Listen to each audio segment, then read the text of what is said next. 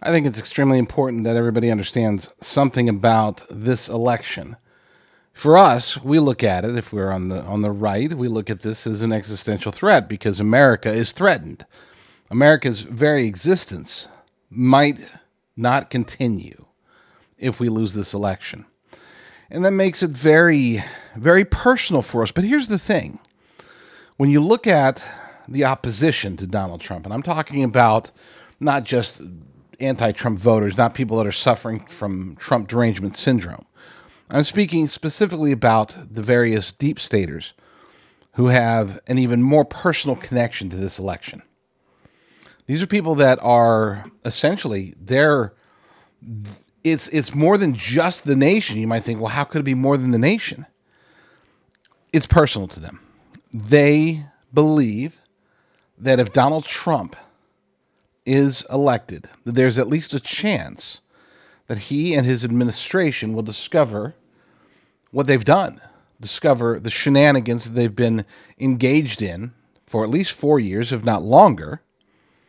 And then we'll realize, and if that happens, then many of them believe that their personal future is in jeopardy. It's not just about, oh, the nation's going to crumble. It's about their lives are going to crumble. They're going to go to jail, at the very least. Some of them think that they will, or at least they pretend to think, that they're going to be hunted down. You know, military's going to find them and kill them under Trump. I don't think they actually believe that, of course. I think they're scared of getting busted, getting embarrassed, and going to jail. And one such person is Liz Cheney, of course. She's all in for Kamala. She claims to be a Republican. She's claimed to be a Republican for a long time, for her whole life. And yet, just like her father, she is maybe a Republican with certain stances, but as far as where her heart is strictly for the Cheneys. Her heart is for herself. She has no allegiance to the United States of America. If she has any allegiance at all, it's to the military-industrial complex. It's to the deep state. It's to the uniparty swamp and the globalist elite cabal. That's why it comes as no shock, no surprise whatsoever that she was busted recently. According to Just the News, we have this posted over at jdrucker.com. According to Just the News, Liz Cheney contacted controversial J6 witness on encrypted app behind lawyer's back, messages show. Which, to be clear, I'm no attorney. That certainly sounds like, at the very least, unethical, if not actually illegal.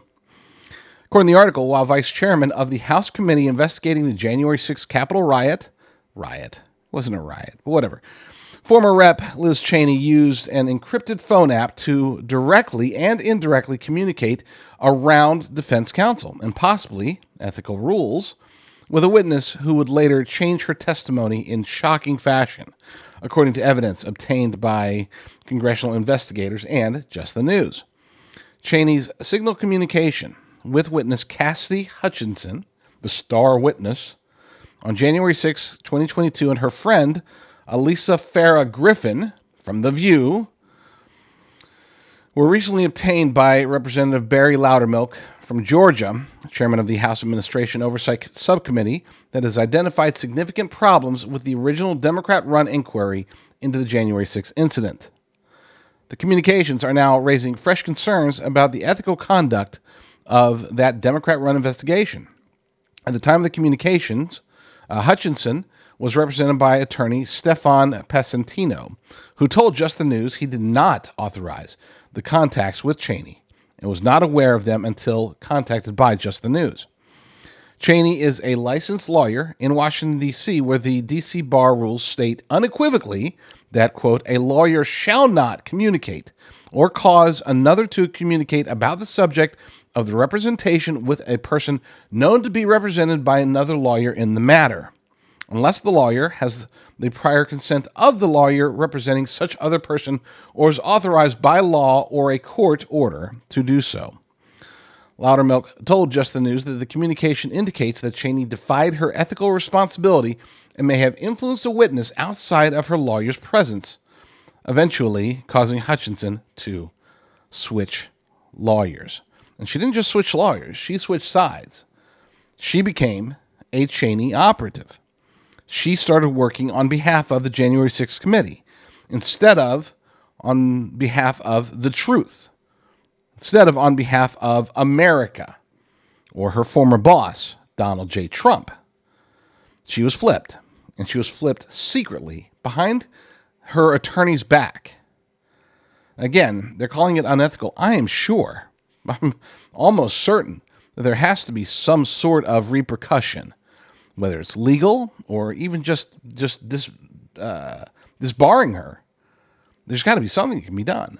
But this goes to show the uniparty swamp, the globalist elite cabal, the deep state, whatever you want to call them, the various versions, various tentacles of this beast, they're terrified of what a Trump administration will find out.